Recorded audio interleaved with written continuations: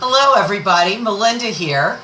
I'm continuing with my Passover baking, and now we're going to be making the King David Hotel coconut macaroons.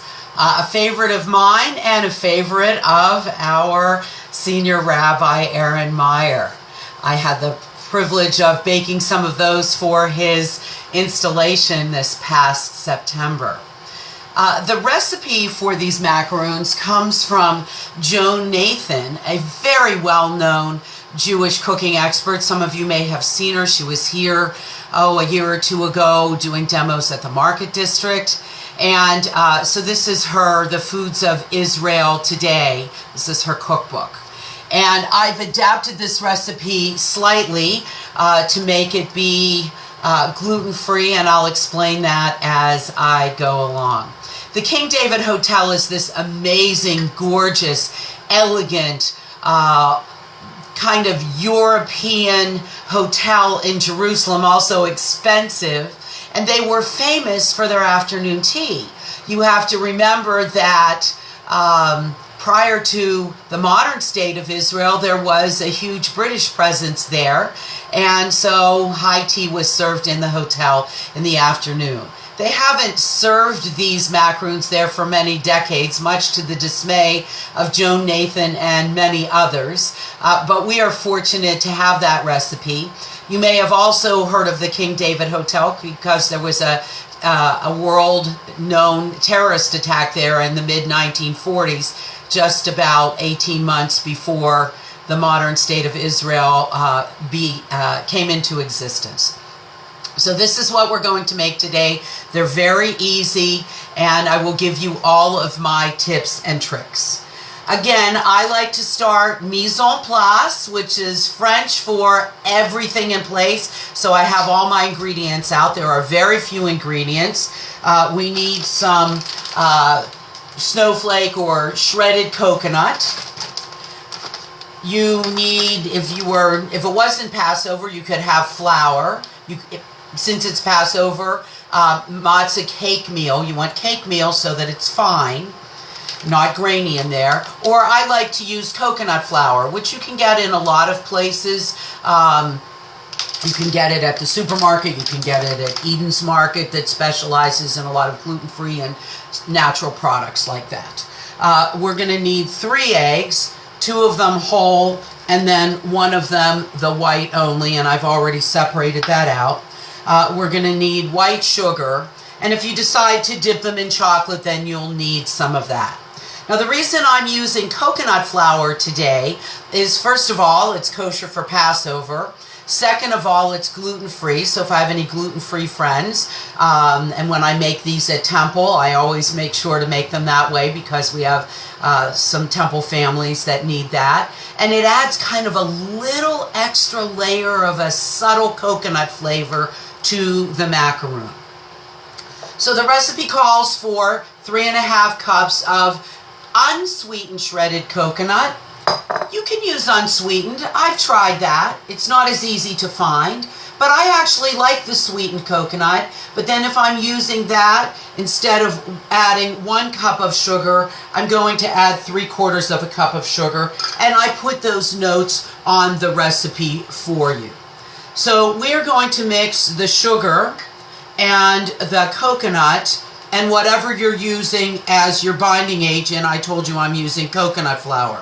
Remember that anytime you're using any kind of flour, you should spoon it into the measuring cup. I like to loosen up the granules a little bit first. You don't tamp it down. All you do is spoon it in, don't dip it in, and gently level it off. So there is our coconut flour. And you're just going to mix all of this together. It'll help you get some of the lumps out of the coconut and so on. Once you've done that, you want to add your eggs. And today I'm going to teach you something about checking eggs the kosher way, which I think everybody should do. You know, occasionally there'll be a drop of blood inside of an egg. Not very appetizing, and you don't want to crack your egg into the bowl and suddenly realize you have to throw everything out. So the kosher way is to take a clear cup, such as a measuring cup, crack your egg in there, hold it up, take a look at it, and make sure that it's okay. And then we'll do our second egg the same way. And then it asks for an additional egg white. The best way to mix these is with clean. Now that we know how to wash our hands for Corona, the food service standard is the same. Hot water, soap, and sing yourself a 20-second song. And we're going to mix all of this up until it's totally incorporated. So it's going to be mushy and all of that. But, oh, the smell of coconut. For those of you who love coconut, this is just permeating my kitchen right now, and it just is delightful. Now, I've talked to you about preheating your oven. It's always important when you're baking something to have your oven temperature up to the full potential. And so this requests that you preheat your oven to 325 degrees. I have prepared my cookie sheet. I have a big commercial oven in my kitchen. You can use smaller cookie sheets than I do in your kitchen. And I would either line it with a sheet of parchment paper. If you've never used parchment paper, you can find that near the wax paper and the aluminum foil in the supermarket. Or I'm going to use today one of those silicone baking mats. I really like to bake on those. They seem to transfer the heat evenly. Okay, so I'm going to rinse some of this deliciousness off of my hands. You don't want to lick your hands because you have raw egg on them. So I'm going to rinse some of this deliciousness off of my hands. And then I'm going to show you what it looks like and show you how to form the macaroons, because that's all that goes in them. You want to take about 2 tablespoons of your macaroons and you want to form them into a pyramid. Okay? I find that you don't want them to be too small or they'll burn, but you don't want them to be too large or they don't cook on the inside. This recipe makes about 16 macaroons. So I'm just making them flat on the bottom and then pinching the tops around so that it looks like this. Put those about 2 inches apart on your cookie sheet, and then you're going to bake those for about 20 to 25 minutes or until they are golden brown. I always check mine because sometimes they seem to bake a little faster than I want them to, but you want to make sure that they're not too gooey inside. The idea obviously is for a macaroon to be nice and chewy inside, but you want that egg that's in there to cook, so you don't want it to be too gooey. Now I'm going to put these in the oven and I'll get back to you with the finished product so that you have an opportunity to see how it looks when it comes out of the oven.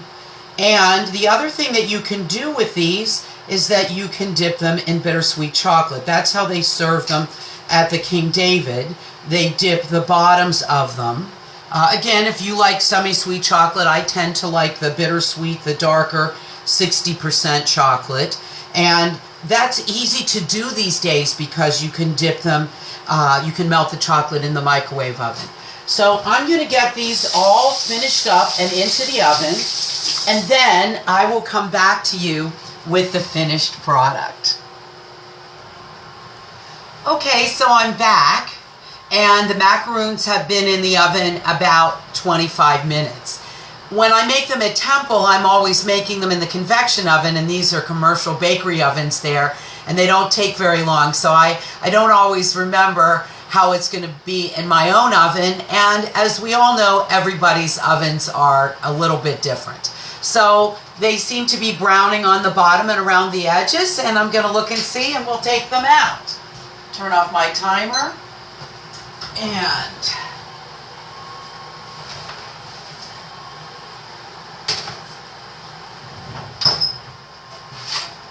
there you go. And yes, that oven is still on. This isn't any kind of trick photography. So what's going to happen next is that I'm going to let them cool, and then I'm going to dip them in chocolate. And I'm going to talk to you about that now just quickly because I want to get ready with my Passover dinner for this evening. So you want to put some chocolate chips in a shallow bowl, because what you're going to do is just dip the bottoms and a little bit up on the macaroons, and you got to do it when they're nice and cool. If you saw my video from last night about making the matzah toffee, I will remind you or teach you, if this is new for you, that when you're melting chocolate on top of the stove, in the oven, in the microwave, it holds its shape. So a chocolate chip could be melted and you wouldn't know that unless you stirred it.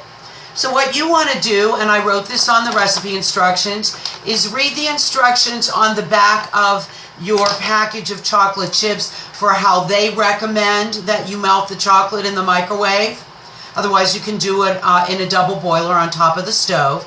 Normally what they'll say is half power for a minute, and then stir it, and then try it again until you get it nice and smooth. Then just let it sit there for a little bit, and then you can take your macaroon, dip it in there, and set it onto a sheet of parchment paper or wax paper and let the chocolate set up. So that's how that's going to work. And again, I really like 60% the bittersweet chocolate. You may like semi-sweet chocolate better. I wouldn't recommend white chocolate for these. So you choose the chocolate that you like. And then it's just a fun little thing that I was experimenting with for you guys, and it went just okay, is that what do you do with that leftover dipping chocolate? Well, I ordered these frog molds on the internet. Hebrew word is sephardea, frog. All right. And I thought that's one of the plagues. You could make chocolate frogs. So I made some white chocolate and dark chocolate frogs, and that's what you could do with the leftover chocolate, is that you spoon it into the mold, then kind of smooth it out to get the bubbles out, make sure it gets into all the little crevices. You can just do that with a rubber spatula, or if you have one of these, you could do it that way. Here's the problem that I noticed. If you were to look at these frogs really closely, you would see that some of their, we'll call it this, hands and feet are missing. So that's because they're a little difficult to get them out of the mold. And so that's just a little bit of kitchen fun. You could make ice cubes out of these, and your kids could have fun with that, or your grandkids. Again, I want to wish all of you a happy Passover. I'm still looking at doing matzah brai, maybe making matzah, even though I know Rabbi Aaron and Rabbi Emily will be doing that. You can never do that enough times and have fun with that. And there may be some other treats that I do for you as we proceed through Passover, and as we weather our own plague, if you will, of this crazy coronavirus. So stay home, be well. My father would say sei gesund, that's Yiddish for be well. And Chag Sameach Pesach, have a very happy Passover. Bye now.